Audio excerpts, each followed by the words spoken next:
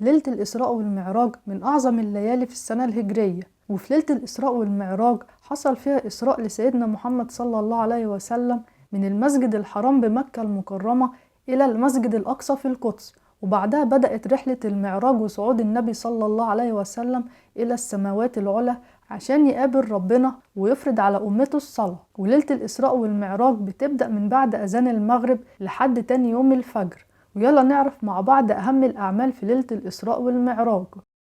قراءة القرآن وتدبر آيات القرآن، وانصحكم بقراءة سورة الإسراء وسورة النجم عشان فيها قصة ليلة الإسراء والمعراج. الإكثار من الاستغفار عشان الاستغفار ليه فوائد كتير. وعن ابن عباس رضي الله عنه قال الرسول صلى الله عليه وسلم: من لزم الاستغفار جعل الله له من كل هم فرج ومن كل ضيق مخرج ورزقه من حيث لا يحتسب. الإكثار من الصلاة على النبي في ليلة الإسراء والمعراج. وعن أنس رضي الله عنه إن الرسول صلى الله عليه وسلم قال: أكثروا الصلاة علي يوم الجمعة وليلة الجمعة، فمن صلى علي صلاة صلى الله عليه 10. تخصيص وقت للدعاء، وأفضل موضع للدعاء هو عند السجود. وكمان النبي صلى الله عليه وسلم قال: أقرب ما يكون العبد من ربه وهو ساجد، فأكثروا الدعاء. قيام الليل ولو بركعتين.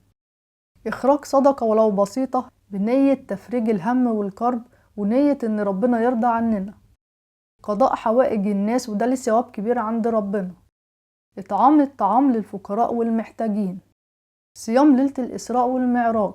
لو عندك ظروف إن أنت ما تقدرش تصوم، ممكن تاخد ثواب إفطار صائم وتشوف حد صايم وتجيب له وجبة على الفطار. وبكده يبقى احنا عرفنا مع بعض النهاردة أهم الأعمال في ليلة الإسراء والمعراج. وكل عام وأنتم بخير.